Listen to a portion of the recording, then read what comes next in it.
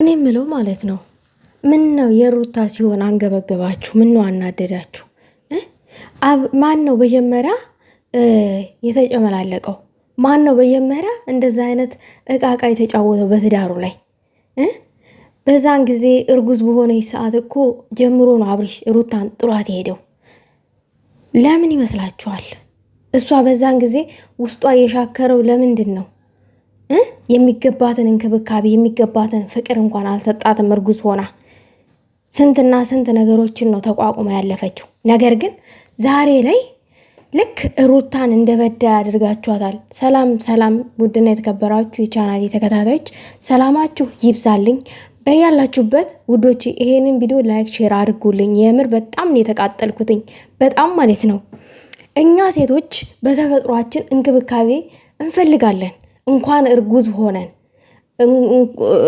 ሆነን ይቅርና እርጉዝ ሳንሆን ነፃ ሆነን እንኳን ይሆነ ይከፋናል። እንኳን አንድ ሴት እርጉዝ ሆና ማለት ነው። አብርሽ ግን ሩታን ገና ከእርግዝና ጀምሮ ነው ጣልጣል ማድረግ የጀመረው።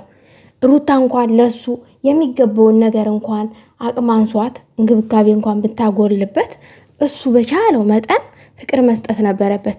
እሱ ግን ያን ጊዜ እንኳን ውጭውን ነው። ከዛ ዛሬ ላይ እናንተ ምን አላችሁ?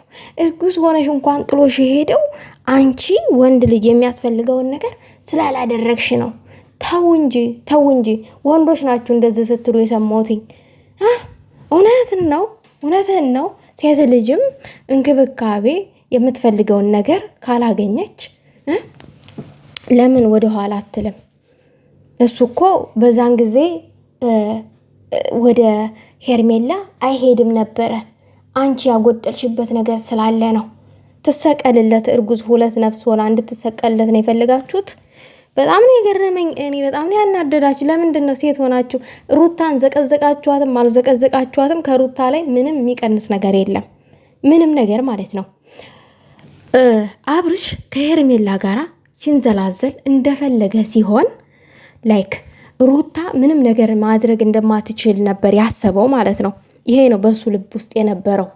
ሩታ እሱን መበቀል እንደማትችል አብርሽ የፈለገውን ነገር አድርጎ ሄርሜላ ጋር ቢመለስ ሩታ እንደምትቀበለው እና በሙሉ ልቧ እንደምታፈቅረው እርግጠኛ ሆኖ ጥባ ጥቤ ሲጫወትባት ነበረ። ያፈቀረ ልብም እኮ በራሱ ይጠላል። ምን ነው የሩታ ሲሆን አንገበገባችሁ? ምን ነው አቃጠላችሁ? ሩታ ስንት ጊዜ ነው አብርሽን የታገሰችው? ስንት ጊዜ ነው ያለፈችው በዝምታ? ስንት ጊዜ?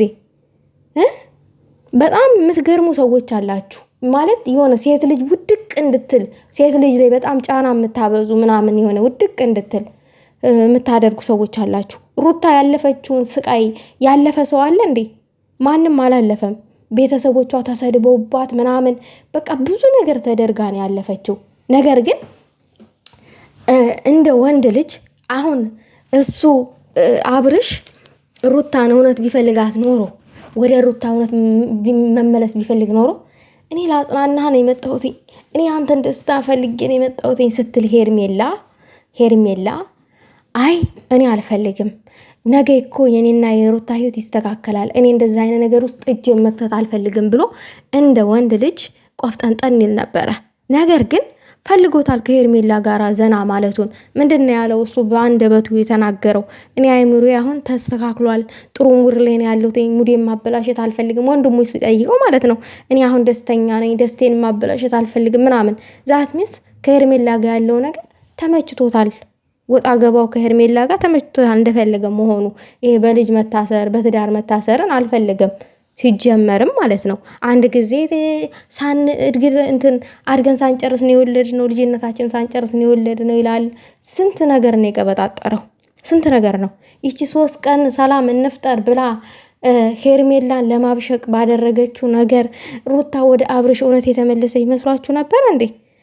እንዴት ነው እሷ ለምና ወደ እሱ የምትመለሰው? እሱ ለምኗት እንጂ የምትመለሰው እሷ ለምነው ወደ እሱ ልትመለስ፣ ከዛ ክብሯን ዝቅ አድርጋ ከሴት ጋር ተጣልታ ምናምን ነገር፣ ከዛ እንደገና ወደ አብርሽ ልትመለስ። እንዴት ነው ነገሩን የምታስቡት? የተገለባብጦሽ ኑሮ፣ የተገለባብጦሽ ህይወት። ትዳር በልመና አለ እንዴ? ሲጀመር ሄርሜላን አስናቃት አብርሽ ሩታን በሄርሜላ አስናቃት።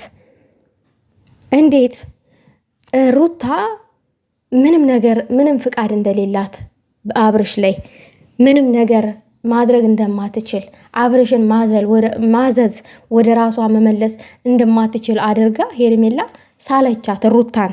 ልክ ሩታን አብርሽን ከሩታ ቁጥጥር ውጭ እንዳወጣችው አድርጋ ሳለች። ሩታ ግን እንደምትችል አሳየቻት በተግባር። ያንን ደግሞ ያሳየቻት ፈልጋ አይደለም። አብርሽ ያደረገውን ነገር ጢባጢቤ እንደተጫወተችበት ሊጫወትባት ጢባጢቤ እንደተጫወተባት እሷም ልትጫወትበት ነበር የፈለገችው። ነገር ግን ንጹሕ ልብ ስላላት የሚራራ ልብ ስላላት ምንም ነገር ረጅም ጉዞ ሳትጓዝ በአጭር 3 ቀን ምናምን ነው አብረን እንሁን ምናምን ብላ ተስፋ ሰጥታ ተስፋ የነጠቀችው። ስለዚህ ወንድ ልጅ በቤት ውስጥ ሴት ልጅ የበለጠ ማስከበር አለበት፣ የበለጠ የምትፈልገውን እንክብካቤ ማድረግ አለበት ምናምን ነገር። አብርሽ ያንን አላደረገም።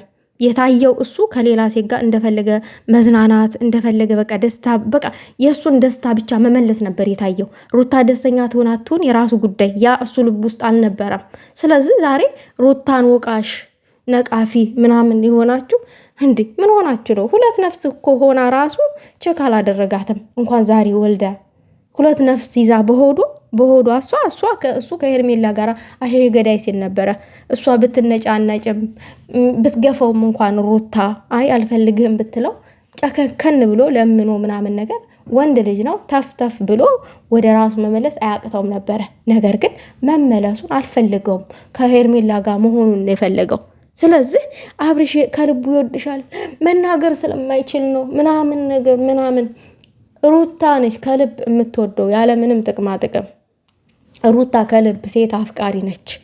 ነገር ግን ደግሞ ምን መሰላችሁ፣ አንዳንድ ጊዜ ባላችን ሊያስከብረን ይገባል። እሱ ግን በሌላ ሴት ነው ሩታን ያስናቃት። ስለዚህ ዝም ብላችሁ ያልገባችሁን ነገር አታውሩ፣ ዝም ብትሉ ይሻላል። የምሬን ነው። ሩታ ልክ ነች። ምንም ጥፋት የለባትም። መሄድም አለመመለስም ምንም ማለትም አለማለትም መብቷ ነው። በቃ ትችላለች። ምን ሴቶች ደግሞ የምትዘቀዝቋት ምንም የሚቀንስባት ነገር የለም። ምንም ነገር ማለት ነው። ብትዘቀዘቅም ባትዘቀዘቅም ጀግና ነች ብቻዋን።